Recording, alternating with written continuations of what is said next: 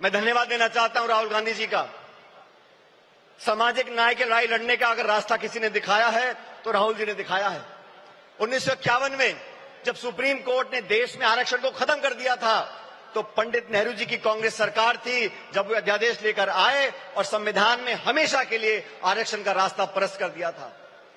वो राजीव जी ने, इंदिरा जी ने उस रास्ते को अपनाया और मुझे खुशी है कि आज खड़गे साहब और राहुल जी ने ये बीड़ा उठाया है कि सामाजिक न्याय दिलाने की जिम्मेदारी अपने कंधों पर ली है।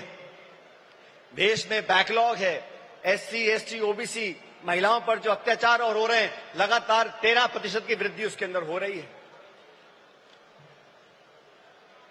देश का सद्भाव, सर्वधर्म समभाव, आज जो टकराव पैदा किया गया है, भाई को भाई से लड़ाने की जो एक साजिश रची जा रही है, उसके खिलाफ हम सब कांग्रेसजनों को साथ खड़ा होना होगा। बिना संकोच के हमें कहना होगा, जैसा सरदार पटेल ने 1948 में जयपुर के अधिवेशन में कहा था कि कांग्रेस और कांग्रेस की सरकारें इस बात के लिए प्रतिबद्ध हैं कि भारत एक सच्चा धर्मनिरपेक्ष राज्य हो। हमारी अलग अलग पृष्ठभूमियां हैं, संस्कृति है, वेशभूषा है, खाना पीना है, भाषाएं हैं, लेकिन जो लोग उत्तर दक्षिण के राग में धर्म, जाति, गोत्र के नाम पर लोगों को बांटना चाहते हैं, उन लोगों से हमको सावधान रहना पड़ेगा। भारतीय राष्ट्रीय कांग्रेस प्रतिबद्ध है कि धार्मिक, भाषाई, जातिगत व क्षेत्रीय बंटवारे की सियासत को हम आखिरी दम तक लड़ते रहेंगे। देश को ना बंटने देंगे, ना बांटने वाली ताकतों को बढ़ने देंगे। हमारा वही नारा है, नफरत छोड़ो और भारत जोड़ो, जो नारा राहुल जी की यात्रा में हम सब लोगों ने बड़ी गुरजोर से कहा था। महिला अधिकार की बातें करते हैं, आधी आबादी और पूरा हक, ये कांग्रेस का संकल्प है। एनी बेसेंट से लेके सरोजिनी नायडू जी, नेली सेनगुप्ता जी, इंदिरा गांधी जी, सोनिया गांधी जी ने हमेशा महिलाओं के अधिकारों को पहली पंक्ति में लाने का काम किया है। पिछले एक दशक में महिला अत्याचार, शोषण, प्रताड़ना, अपराध इतने बढ़ गए हैं कि भारत मां की आत्मा पूर्णतः छलनी हो गई है। केंद्र की भाजपा सरकार के आदेश पर महिला पहलवान बेटियों को दिल्ली की सड़कों पर जो घसीटा गया, या मणिपुर में मां बहनों को सार्वजनिक तौर से निर्वस्त्र कर घुमाया गया, हाथरस से लेकर उन्नाव तक भारत मां के सीने पर ऐसे हजारों घाव हैं। आए दिन देश की बेटियों के बारे में भाजपा के मुख्यमंत्री, केंद्रीय मंत्री और उनसे संबंधित संस्थाएं जिस प्रकार उनके पहनावे, आचरण, चरित्र, बाहर जाने के समय उनकी स्वतंत्रता, खान पीन व निर्णय लेने की क्षमता को लेकर लगातार आपत्ति उठाते रहते हैं, उसका हमको विरोध करना पड़ेगा। ये वो सरकार है जो किसानों का विरोध करती है। मुझे फक्र है कि हम उस पार्टी के कार्यकर्ता हैं जिसने संकल्प लिया है कि हम लोग किसानों का एमएसपी पर एक कानूनी अधिकार जनता को देंगे और 50% से ऊपर समर्थन मूल्य किसान को मिलेगा। श्वेत क्रांति, हरित क्रांति, मिनिमम सपोर्ट प्राइस, ये सब कांग्रेस की सोच का परिणाम रहा। भाजपा ने तो 3 काले कानून लेकर आए, 16 महीने तक आंदोलन हुआ, 700 किसान शहादत हो गई उनकी, और फिर जाके भाजपा को अपने हाथ पीछे खींचने पड़े। आप सबको याद होगा साथियों, जमीन अधिग्रहण को लेकर राहुल गांधी जी ने भट्टा पर सॉल में आंदोलन किया था। तब कानून बना लैंड एक्विजिशन एक्ट का। उस भट्टा पर सॉल के आंदोलन के बाद से तमाम चंद उद्योगपति और भाजपा की सरकार ने मिलकर राहुल जी की छवि को धूमिल करने का काम किया था, और आज तक वो इस काम में लगे हुए हैं, क्योंकि गरीब की, किसान की, मजदूर की, अपेक्षित की आवाज उठाने का काम राहुल जी करते हैं, कांग्रेस पार्टी करती है। आज इस अधिवेशन से, इस प्रस्ताव के माध्यम से हम एक बार फिर किसान के प्रति अपने समर्थन को रेखांकित करना चाहते हैं। अर्थव्यवस्था की हम बात करें 2 मिनट के लिए, मनमोहन सिंह जी की सरकार में 10 साल में 27 करोड़ लोगों को गरीबी रेखा से उठाया गया, 8% की जीडीपी ग्रोथ हुई। आज के जो हालात हैं, और कृपया करके गौर से सुनिए, इस देश के जो 1% सबसे अमीर लोग हैं, उनके पास देश की 40% संपत्ति है। 1% अमीर लोगों के पास 40% संपत्ति है, और जो निचले 50% लोग हैं, उनके पास मात्र 6.5% संपत्ति इस देश की है। हम लोग आज अधिवेशन मौजूद हैं, ये संकल्प लेके यहां से जाना पड़ेगा। कर्नाटका में हम लोगों ने संकल्प लिया कि 2025 संगठन का वर्ष होगा। साथियों, मैं चाहता हूं इस अधिवेशन की महक पूरे देश के हर गांव, हर ढाणी, हर कस्बे तक पहुंचे। जिस इच्छा शक्ति के साथ हम संघर्ष कर रहे हैं, जिस मजबूती से राहुल गांधी जी, मोदी जी और पूरी सरकार को चुनौती दे रहे हैं, उनके साथ कंधे से कंधा मिलाकर हम लोगों को राजनीतिक विजय प्राप्त करनी पड़ेगी। और राजनीतिक विजय प्राप्त करने के लिए संगठन को मजबूत करना बहुत जरूरी है। न्याय का संकल्प, संघर्ष का पथ। आज साथियों, हम एकजुट हो जाएं, पूरी दृढ़ इच्छा शक्ति के साथ न्याय का संकल्प करें, संघर्ष के पथ पर आगे बढ़ें। और आज इस बेहद कठिन दौर से हम गुजर रहे हैं, लेकिन हम सभी साथी कार्यकर्ता मजबूती से कांग्रेस की अपनी असीम संगठनात्मक क्षमता, दक्षता, कार्यकुशलता के आधार पर अधिक से अधिक विस्तार करें और भारतवासियों के लिए न्याय के संघर्ष का संकल्प सरकार हम साकार करेंगे।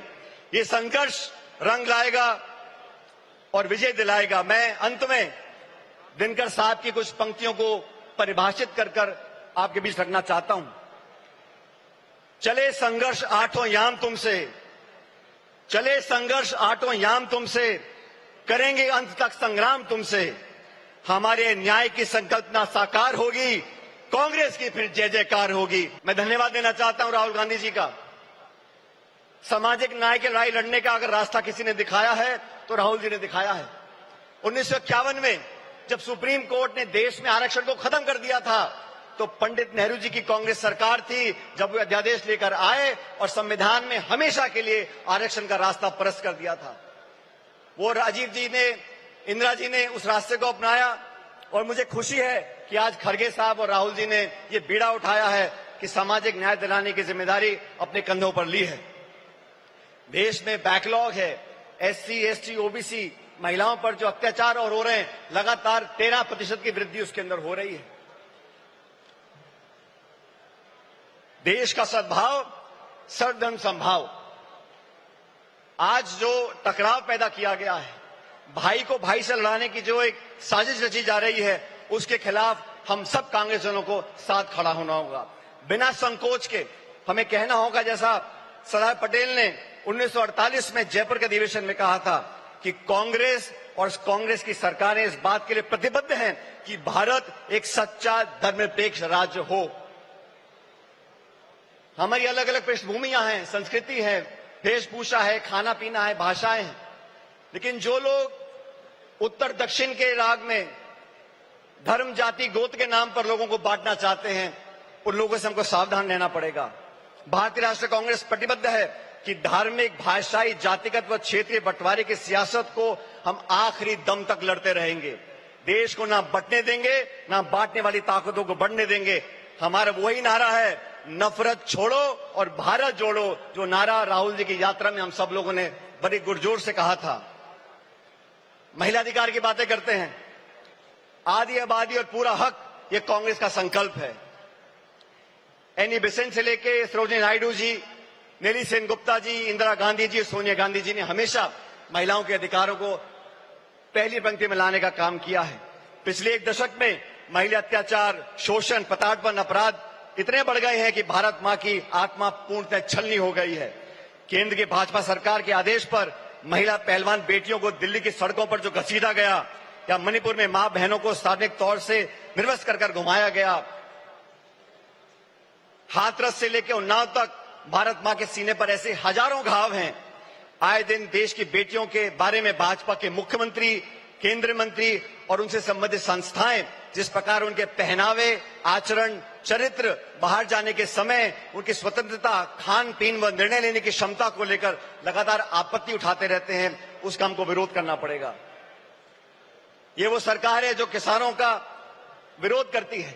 मुझे फक्र है कि हम उस पार्टी के कार्यकर्ता हैं जिसने संकल्प लिया है कि हम लोग किसानों का एमएसपी पर एक कानूनी अधिकार जनता को देंगे और 50% से ऊपर समर्थन मूल्य किसान को मिलेगा। श्वेत क्रांति, हरित क्रांति, मिनिमम सपोर्ट प्राइस, ये सब कांग्रेस की सोच का परिणाम रहा।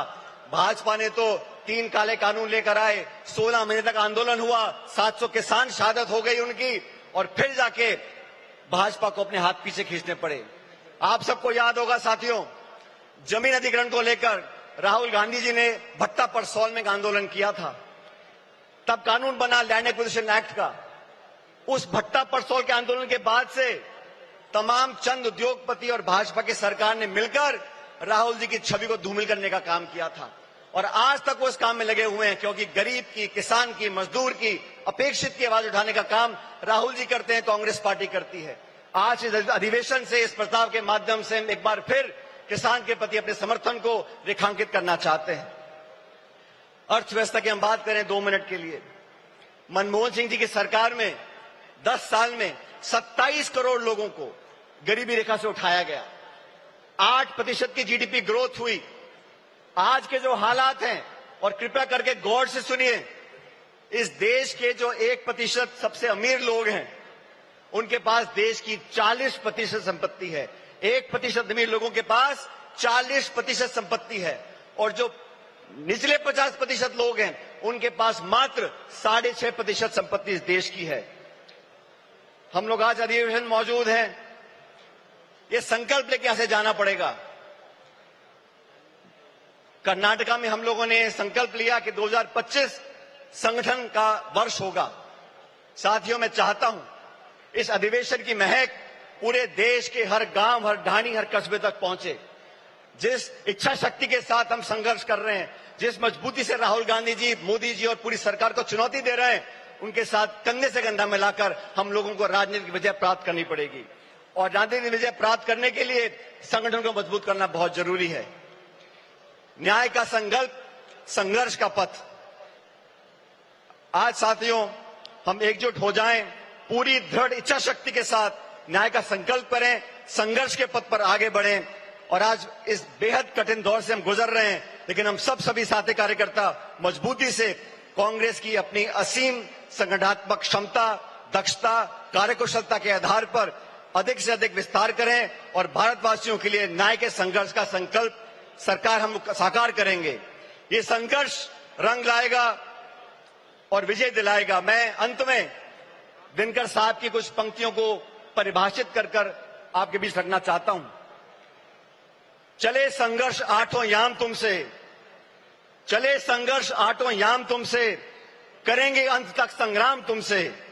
हमारे न्याय की संकल्पना साकार होगी, कांग्रेस की फिर जय जयकार होगी।